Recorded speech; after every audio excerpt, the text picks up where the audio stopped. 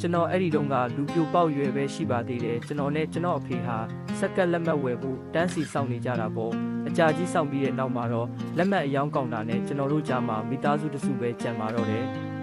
အဲ့ဒီမိသားစုကိုကျွန်တော်စိတ်ဝင်စားနဲ့ကြည်နေမိတယ်သူတို့မှာကလေး၈ယောက်တောင်ရှိပြီးအားလုံးဟာ10နှစ်အောက်ကလေးတွေဖြစ်ပုံရတဲ့ကြည်ုံနဲ့တင်သူတို့ဟာချမ်းသာတဲ့သူတွေမဟုတ်ဘူးဆိုတာသိတာပါတယ်သူတို့ဝတ်ထားတဲ့အဝတ်စားတွေကဈေးကြီးတာမျိုးမဟုတ်ပေမဲ့တက်တက်ရရရှိလာတဲ့ကလေးတွေကလည်းယဉ်ကျေးကြပါတယ်မိဘတွေရဲ့နောက်မှာ2ယောက်တည်းလက်ချင်းချိတ်ပြီးတန်းစီနေကြတယ်အဲ့ဒီညမှာသူတို့ကြည်ရတော့မဲ့လူပြက်တွေစင်တွေနဲ့တခြားပြကွက်တွေအကြောင်းစိတ်လှုပ်ရှားတက်ကြွစွာနဲ့တစားစားပြောနေကြတာပေါ့သူတို့စက်ကပ်ပွဲကိုတခါမှမရောက်ဘူးကြဘူးဆိုတာသိတာပါတယ်ဒီညဟာသူတို့အတွက်တော့တကယ်ကိုအမှတ်တရလေးဖြစ်တော်မှာပါအဖေနဲ့အမေဖြစ်သူကတော့ရှေ့ဆုံးမှာဂုံယူဝင်းကြွားစွာရက်နေကြတယ်ဇနီးဖြစ်သူကခင်မုန်းဖြစ်သူရဲ့လက်ကိုကင်ထားပြီးကျမရဲ့တော်လိုက်တဲ့ယောက်ျားလို့ပြောနေတဲ့အကြည်နူးအားကြတဲ့မျက်နှာလေးနဲ့မောကြည့်နေတဲ့ခင်မုန်းဖြစ်သူကလည်းငါ့ကိုယုံကြည်လိုက်စမ်းပါအချစ်ရဲ့လို့ပြန်ပြောနေတယ်လို့မျိုးဂုံယူတဲ့အပြုံးမေတ္တာအပြည့်ရှိတဲ့မျက်လုံးတွေနဲ့ပြန်ကြည့်နေတာပေါ့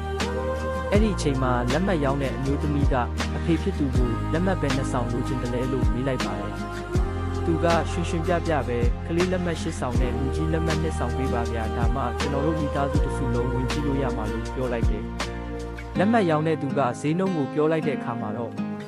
ဇနီးဖြစ်သူကခင်မွန်းရဲ့လက်ကိုလွတ်လိုက်ပြီးခေါင်းငုံသွားပါတယ်ခင်မွန်းဖြစ်သူရဲ့နှက်ခမ်းတွေကအနှဲငယ်တုံရီသွားတယ်သူအရှိကိုနည်းနည်းတိုးပြီးဘလောက်လို့ပြောလိုက်တာလဲခင်ဗျာလို့ပြန်မေးမိတယ်လက်မှတ်ရောင်းတဲ့သူကဈေးနှုန်းကိုထပ်ပြောလိုက်ပါတယ်အဖေဖြစ်သူမှာပတ်စံအလုံးအလောက်မရှိခဲ့ပါဘူးဒီညမှာသူတို့ကိုစက်ကပ်ပွဲခေါ်သွားဖို့ပတ်စံမလုံးတော့တော့ဘူးဆိုတာကိုသူဘလို့စိတ်နဲ့များလက်ပြောနိုင်ပါမလဲဒီမြင်ကွင်းတစ်ခုလုံးကိုစောင့်ကြည့်နေတဲ့ကျွန်တော်အဖေကသူ့အင်ဂျီအိတ်ထဲကိုလက်နိုင်လိုက်တယ်ပြီးတော့20တန်တရွက်ကိုထုတ်ပြီးကျန်းပြင်ပေါ်ကိုမတိမသားချလိုက်ပါတယ်ကျွန်တော်တို့ကိုယ်တိုင်လည်းချမ်းသာတဲ့သူတွေမဟုတ်ဘူးဆိုတာကိုတော့ကျွန်တော်မြန်ပဲထည့်ပြောရစေ